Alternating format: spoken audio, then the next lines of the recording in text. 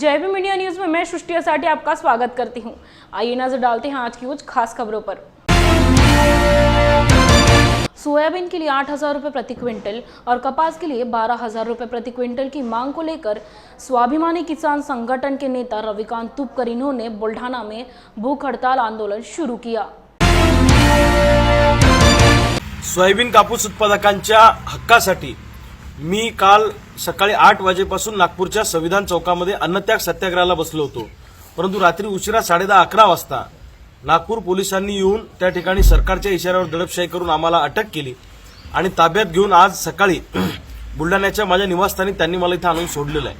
मी कालच सांगितलं होतं की तुम्ही जिथं न्याल तिथं माझं अन्नत्याग आंदोलन सुरूच राहणार आहे। जोपर्यंत सोयाबीन कापूस उत्पादकांना न्याय मिळत नाही तोपर्यंत मी अन्नाचा एक कणही खाणार नाही, ही मी प्रतिज्ञा घेतलेली आहे। आणि आजपासून सगळ्या विदर्भ मराठवाड्यामध्ये शेतकरी गावागावात प्रभात फेऱ्या काढणार आहेत। उद्या ठिकठिकाणी चक्काजाम होतील, परवा दिवशी गावं बंद होतील आणि हा आंदोलनाचा भडका उडणार आहे। खरं तर शेतकऱ्यांचं आंदोलन चिरडून सरकारला नेमकं काय साधायचं आहे? बाकी सगळ्या पक्षांचे आंदोलनं चालतात, सगळ्या पक्षांचे मेळावे चालतात। प्रस्थापित नेत्यांच्या मेळाव्यामुळे कोरोना होत नाही, पण शेतकऱ्याच्या आंदोलनामुळे कोरोना होतो। असा जावाई शोध सरकारला कसा काय लागला हे मला माहित नाही, पण सरकारला एक सांगतो, तुम्हाला वाटत असेल की सोयाबीन कापूसवाला शेतकरी संघटित नाही, पण तुम्हाला सोयाबीन कापूसवाल्या शेतकऱ्याची ताकद आता इथून पुढे दिसून जाईल। तुम्ही षडयंत्र करून सोयाबीनचे भाव पाडले, तुम्ही षडयंत्र करून कापसाचे भाव पाडले, हे तुम्हाला महागात पडणार आहे, लक्षात ठेवा। मी माझा प्राण गेला तरी बेहतर, माझा जीव गेला तरी चालेल, पण मी या ठिकाणावरून आता उठणार नाही, हे मी ठरवलेलं आहे। राष्ट्रवादी कांग्रेस के अध्यक्ष शरद पवार विदर्भ के दौरे पर थे। उन्होंने नागपुर में राष्ट्रवादी कांग्रेस के कार्यकर्ताओं सम्मेलन का आयोजन किया था, जिसमें पूर्व गृह मंत्री और एनसीपी के नेता अनिल देशमुख की गिरफ्तारी को लेकर शरद पवार ने बीजेपी पर निशाना साधा है। उन्होंने बीजेपी को अनिल देशमुख की गिरफ्तारी के एक मिनट की वसूली की सीधी चेतावनी दी है।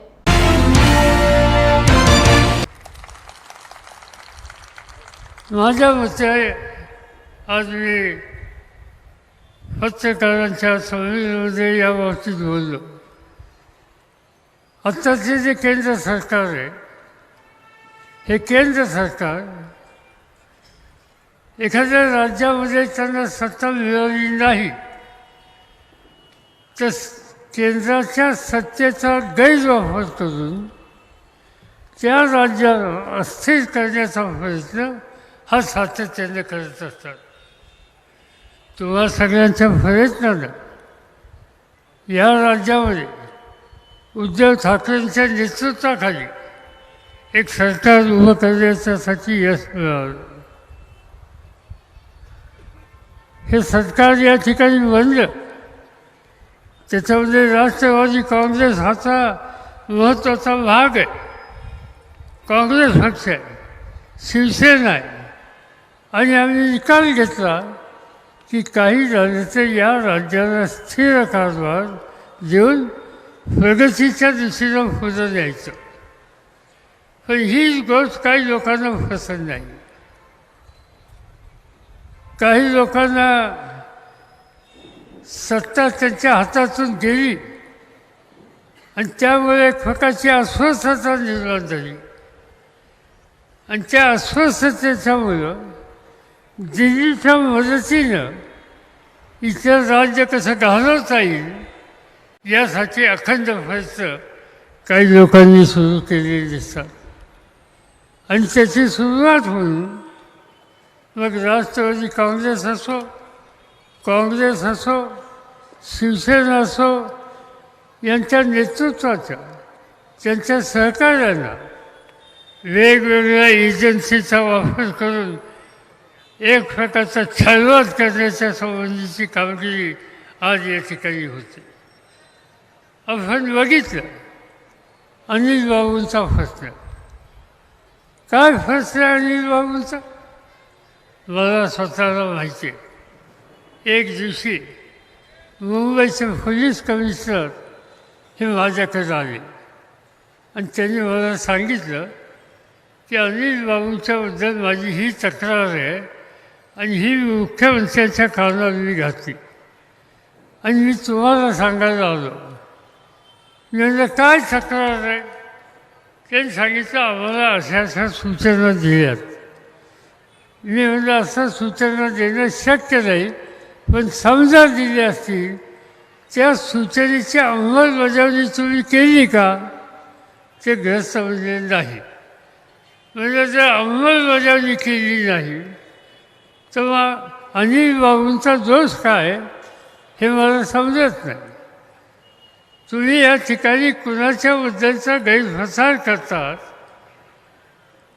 ज्या वेळेला अनिल बाबूंना हे कळलं त्या दिवशी संध्याकाळी ते माझ्याकडे आले आणि मला सांगितलं की असा असा आरोप झालेला आहे, आयुक्तांनी आरोप केलेला आहे, त्यामधली शहानिशा होईपर्यंत मी काही सत्तेच्या खुर्चीवर बसणार नाही, मी माझा राजीनामा देतो. मला या ठिकाणी बसायचं नाही. मी स्वाभिमानी माणूस आहे. कुणाच्या आरोपाने सत्तेवर बसणार नाही आणि तात्काळ त्यांनी राजीनामा द्यायचा निकाल घेतला. हे कशामुळे घडलं?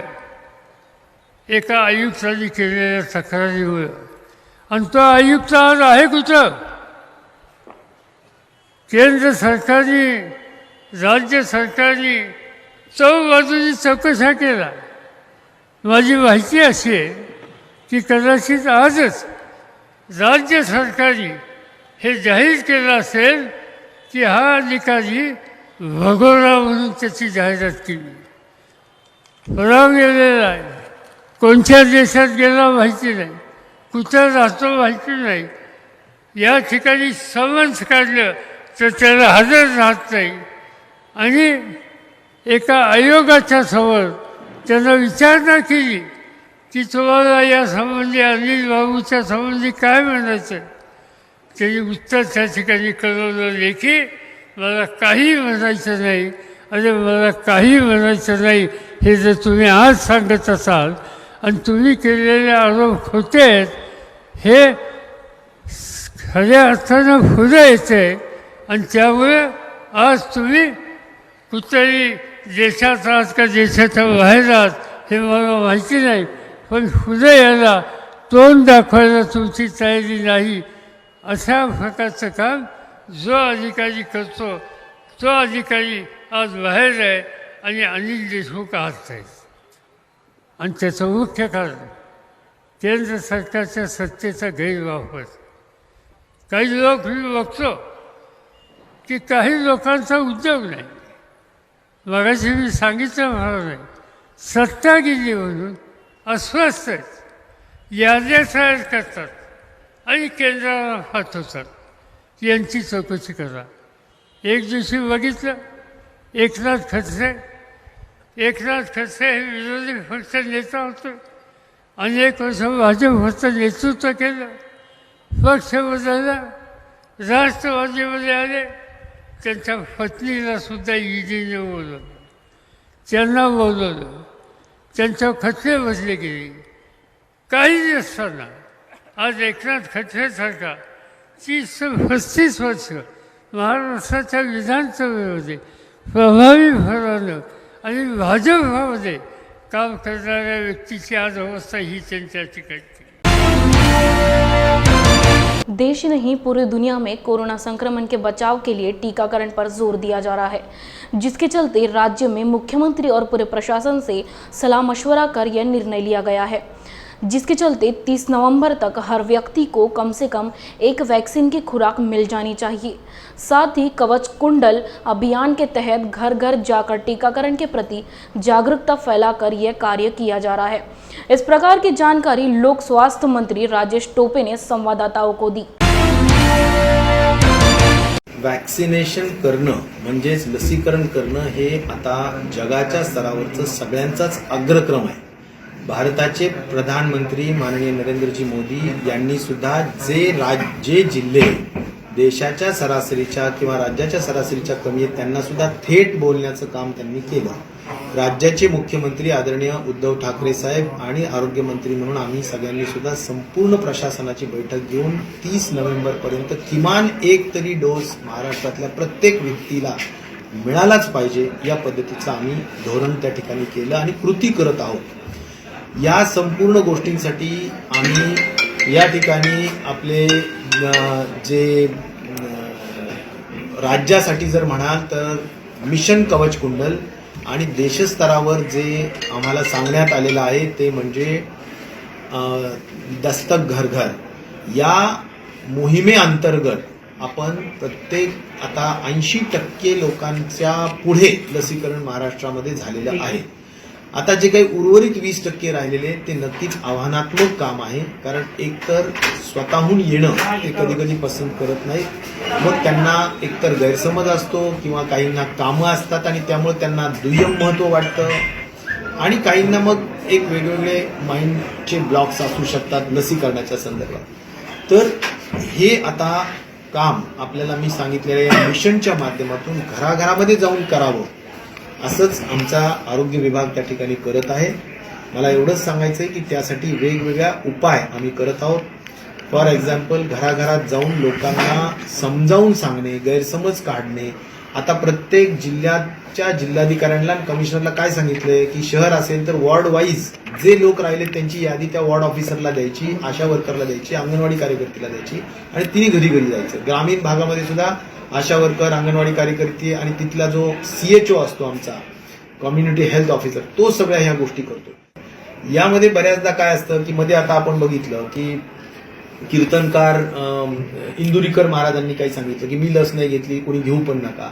मी लगेच आपल्या सगळ्यांच्याच माध्यमातून म्हणजे माध्यमांनाही सांगितलं आणि लगेच त्यांनाही फोन केला, त्यांना बोललो पर्सनली. माझे त्यांचे अतिशय विश्वासाचे संबंध आहेत. त्यांना मी समजावून सांगितलं की आपल्याबद्दल एक चांगला विश्वास आहे लोकांचा, त्यामुळं की जगामध्ये आपण सर्वदूर जे विज्ञानाधिष्ठित म्हणजे विज्ञानावर आधारित असा हा सगळा लसीकरणाचा कार्यक्रम आहे आणि या महामारीमध्ये याचा एक चांगला परिणाम आहे आणि त्यामुळे आपण याला साथ द्यावी. त्यांनी पण ते मान्य केलं.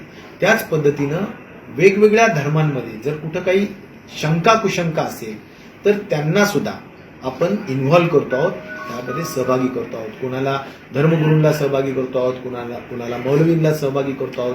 ज्या एखाद्या भागामध्ये एखाद्या गावामध्ये काही अडचण येत असेल तर त्या सर्वपक्षीय लोकांना आपण सहभागी करतो. म्हणून मला सांगायचा एवढाच मुद्दा आहे की यामध्ये सेलिब्रिटीज जरी कोणी येत असेल, सहभाग घेत असेल वेगवेगळ्या मार्गाने, मराठीतले असतील, हिंदीतले असतील, तर त्यामध्ये महानगरपालिका मुंबईचे जे कमिशनर आहेत त्यांनी स्वतः सलमान खानला सुद्धा विनंती केली. सलमान खानने प्रॉपर व्हिडिओ केला, तो व्हिडिओ पाठवला. त्यामध्ये त्यांनी सांगितलं की बाबा सगळ्यांनी लस घेतली पाहिजे. आता ते एक अशा पद्धतीचे जे कोणी सेलिब्रिटीज असतील ते कुठल्या समाजाचे वगैरे नसतात. सेलिब्रिटीज हे सर्व समाजाचे लोक असतात, सर्व देशालाच प्रिय असतात आणि मला असं वाटतं की त्यामध्ये राजकारणाचा कुठलाही लवलेश सुद्धा असण्याचं कारण नाही. मला असं वाटतं की 1 तारखेपासून कोविड या महामारीच्या हद्दीपर्यंत कुठेही राजकारण नको हे सर्व पक्षांनी मान्य केलेलं आहे. त्यामुळं लसीकरण हा एक कोविडचाच महत्वाचा भाग आहे आणि त्यामुळे यामध्ये सुद्धा राजकारणाचा अजिबात विषय काहीच नाही. त्यामुळे इथं पोलरायझेशन किंवा काही वेगळ्या पद्धतीनं धार्मिक विषय करणं हा सुद्धा मला असं वाटतं की योग्य नाही. ह्याला एका चांगल्या उदात्त भावनेनेच बघितलं पाहिजे, चांगल्या विचारानेच बघितलं पाहिजे, कारण आपल्याला लसीकरणाचा कार्यक्रम पूर्ण करायचा आहे हा त्यामागचा मुख्य हेतू. मेहकर तालुका में सारशिव ग्राम पंचायत में 12 लाख रुपए के भ्रष्टाचार की जांच के बाद संबंधित अधिकारी के खिलाफ कार्रवाई की जाए. साथ ही सारशिव की सरपंच रमाताई जाधव ने पंचायत समिति द्वारा बहिष्कार वापस लेने की मांग को लेकर 17 नवंबर से जिला परिषद कार्यालय के सामने भूख हड़ताल शुरू की.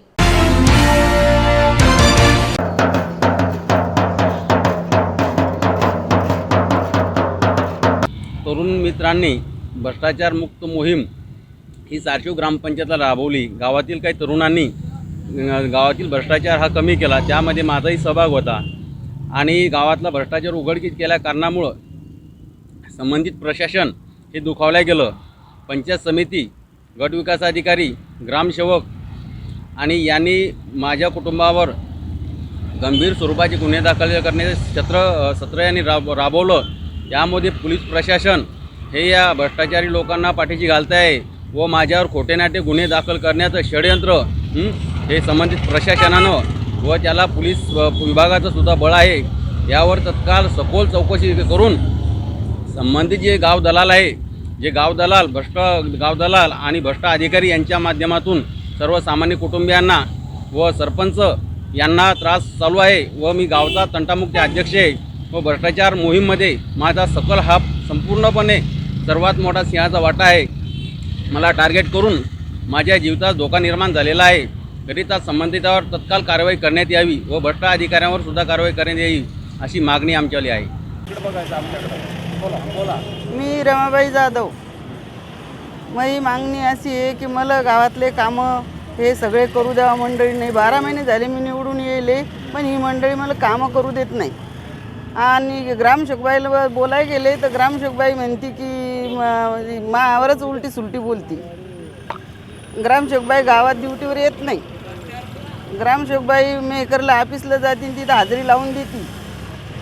एक पुन्हा गावकऱ्याचे कामं करणाऱ्याचे पैसे देत नाही, लाईटीचं बिल देत नाही, फर्निचरचं बिल देत नाही, ग्रामपंचायतीचं भाडं देत नाही. आणि मी सरपंच देईल म्हणते, मी कुठून देणार आहे एकली बाई? दोघीच्या सहीशिवाय पैसे निघत नाही. मग गावातली मंडळी मला पैसे मागती आणि ही बाई काम करत नाही. तुमची काय मागणी आहे आता? माझी मागणी आहे की या सगळ्यावर याची कारवाई झाली पाहिजे. जय भीम इंडिया न्यूज में यहाँ लेते एक छोटा सा ब्रेक.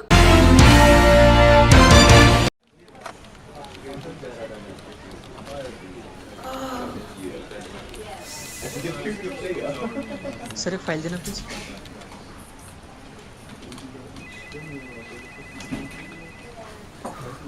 सर आपके लिए कॉल है. सर वो फाइल दीजिए ना.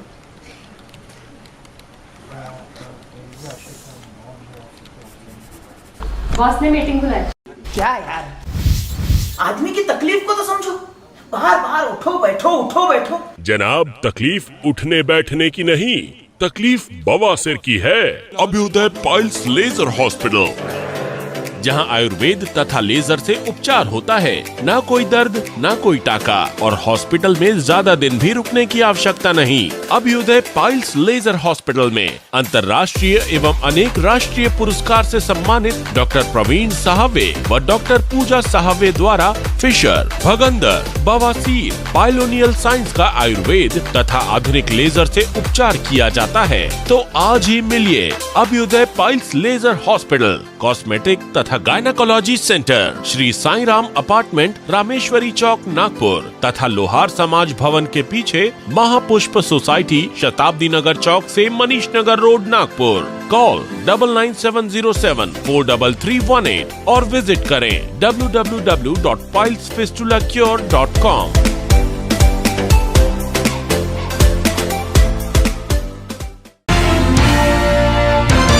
कोल्हापुर में यशस्वी कान, नाक और गला रुग्णालय मीरज और राष्ट्रीय बाल स्वास्थ्य द्वारा संयुक्त रूप से आयोजित क्लियर इन्फांट सर्जरी और 2 साल का प्रशिक्षण पूरा करने वाले छात्रों को दीक्षांत समारोह द्वारा सम्मानित किया गया.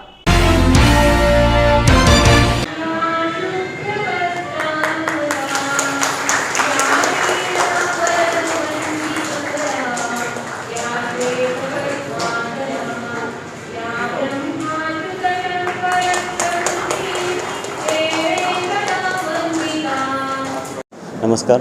आज इथं आपण ग्रॅज्युएशन डे सेलिब्रेट करतो. म्हणजे ज्या मुलांची कॉक्लियर इम्प्लांट शस्त्रक्रिया केलेली आहे व त्यांनी 2 वर्षाची कॉक्लियर इम्प्लांटची थेरपी, ऑडिटरी व्हर्बल थेरपी आणि स्पीच थेरपी कंप्लीट केली आहे. आज ही मुलं ग्रॅज्युएट होत आहेत आणि ही नॉर्मल स्कूलमध्ये ॲडमिशन घेतली जाते.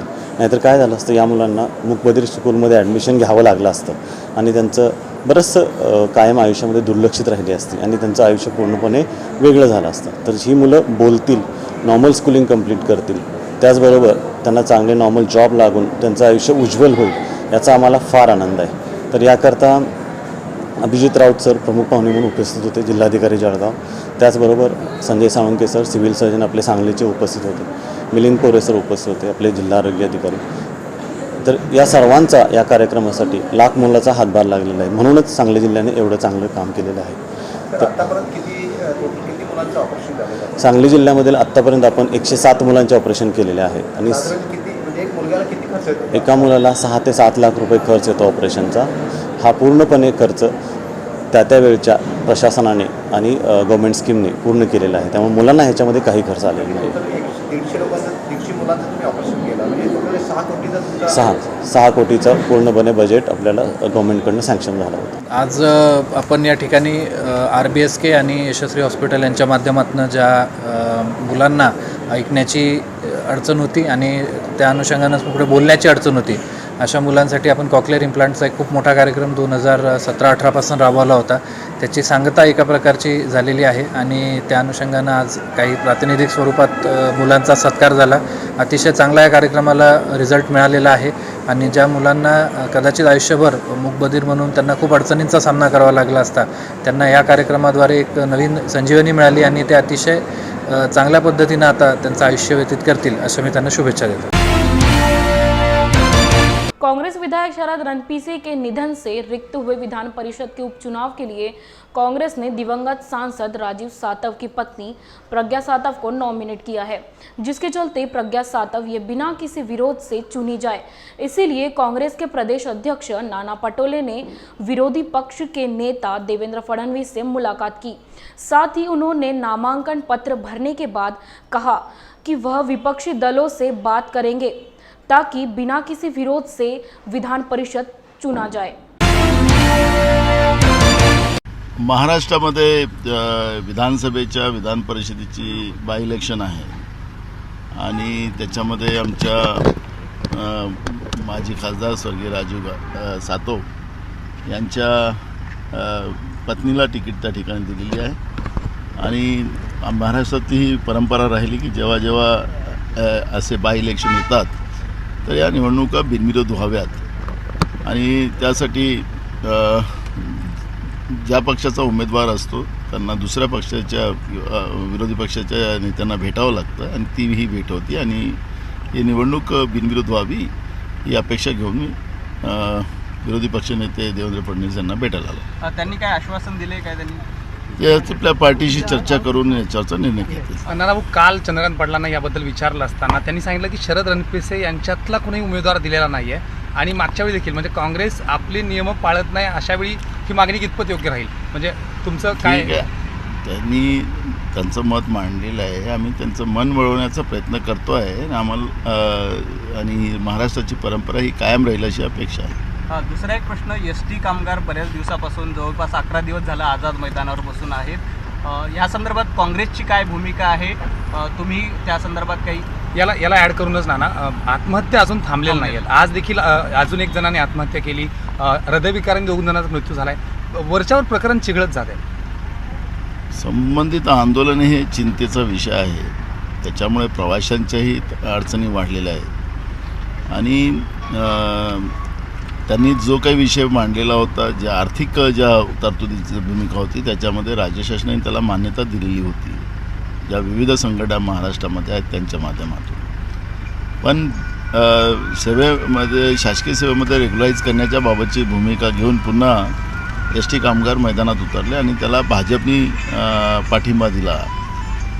एकीकडे भाजपची दुटप्पी धोरण जी आहे त्याच्यामध्ये केंद्रामध्ये सगळं खाजगीकरण सुरू झालेलं आहे, रेल्वेसारखी व्यवस्था खाजगीकरणामध्ये आलेली आहे आणि मागचे वित्तमंत्री सुधीर मुनगंटीवार यांनी सांगितलं की ही यांना शासकीय सेवेमध्ये घेता येणार नाही आणि अशा ह्या दुटप्पी धोरणामध्ये कामगारांच्या ST कामगारांच्या खांद्यावर बंदूक ठेवून BJP जे राजकारण करते हे चुकीचं आहे.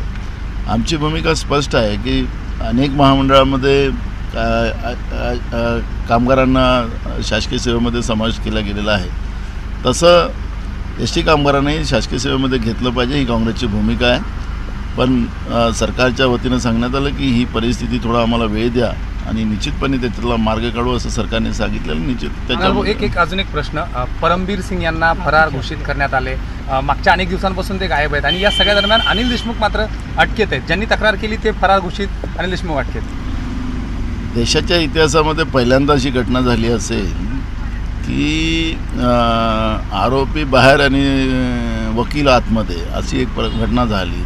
पण मग नंतर आता अनिल देशमुखही त्याच्यामध्ये अरेस्ट करण्यात आले. पण ज्यांनी आरोप लावले त्याला कोणाचा पाठिंबा होता आणि EDने स्वतः सांगितलेलं आहे की त्यात परमवीर सिंगांचं लास्ट लोकेशन अहमदाबादमध्ये मिळालेलं होतं म्हणजे याचाच अर्थ केंद्रामध्ये बसलेल्या सरकारचाच, कारण की गुजरात अहमदाबाद एक लिंक आहे केंद्र सरकारची, आणि त्याच्यामध्ये भाजपचाच या परमवीर सिंगला गायब करण्यामध्ये हात असावा असं त्याच्यामध्ये म्हणता येईल. पण आरोप करणारी व्यक्ती, 100 कोटी रुपये देणारी व्यक्ती, आज त्यांच्या वकिलांनी जेव्हा कोर्टामध्ये सांगितले की आमच्याजवळ कुठले पुरावे नाहीत, तर मग हे सगळे पुरावे नसताना या पद्धतीनं राज्य सरकारला बदनाम करण्याचं काम भाजप का करते आहे आणि महाराष्ट्राला बदनाम करण्याचं काय त्यांच्या मागचा हात आहे, हा प्रश्न या निमित्तानं जनतेमध्ये निर्माण झालेला आहे. आणि या पद्धतीचं घृणास्पद राजकारण महाराष्ट्राच्या इतिहासामध्ये पहिल्यांदा होत आहे. नानाभाऊ, काँग्रेसचा बालेकिल्ला आणि भाजपच्या बालेकिल्ल्यात शरद पवारांचा दौरा, जास्त राजकीय वर्तुळात चर्चा सुरू आहे.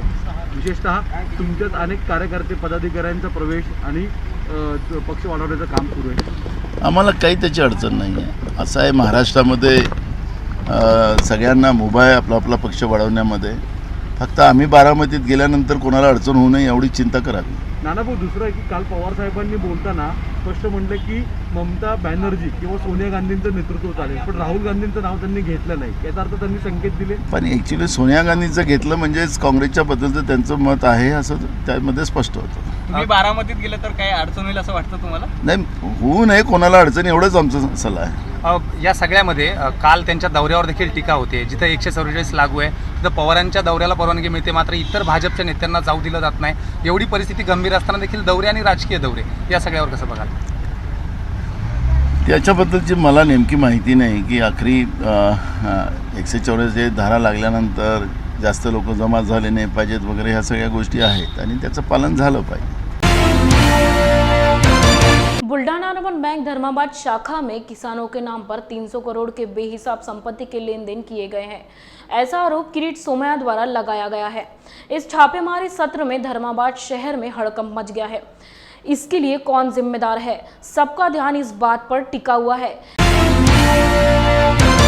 अशोक चव्हाण मित्र परिवार नामी बेनामी बँक अकाउंट एंट्रीज, कर्ज आणि त्यात बुलढाणा अर्बन नागरी पतपेढीचा नांदेड धर्माबाद शाखेचा दुरुपयोग करणं, पुन्हा एकदा आयकर खात्याची चौकशी सुरू आहे. 300हून अधिक कोटी रुपयाचे व्यवहार हे स्पष्ट होत आहे. याचा पाठपुरावा करण्यासाठी मी येत्या 4 दिवसात नांदेड धर्माबादला जाणार. कोल्हापुर के पालक मंत्री सतेज पाटिल इन्होंने अपना विधान परिषद का उम्मीदवार दाखिल किया और जिलाधिकारी राहुल रेखा राव इनको दिया. पत्रकार से बात करते हुए कहा कि महाविकास आघाड़ी मेरे साथ है, इसीलिए मुझे विजय होने से कोई नहीं रोक सकता. इस प्रकार की बात सतेज पाटिल ने कही. महाविकास आघाडी सरकार म्हणून सन्माननीय आदरणीय पवारसाहेब, आदरणीय सोनियाजी गांधी साहेब मॅडम, त्याचबरोबर उद्धवजी ठाकरे साहेब यांच्या नेतृत्वाखाली महाविकास आघाडी सरकार म्हणून आपण या ठिकाणी काम करतो आहोत. आणि या सरकारचा एक प्रतिनिधी म्हणून, महाविकास आघाडीचा उमेदवार म्हणून आज मी माझे नामनिर्देशनपत्र या ठिकाणी दाखल केलेलं आहे. आणि मला निश्चितपणे विश्वास आहे की जिल्ह्यातले महाविकास आघाडी पक्ष असेल, घटक पक्ष असतील, अपक्ष असतील, या सगळ्यांचा पाठिंबा मिळेल आणि हा विजय निश्चितपणे सुकर होईल याची मला खात्री आहे.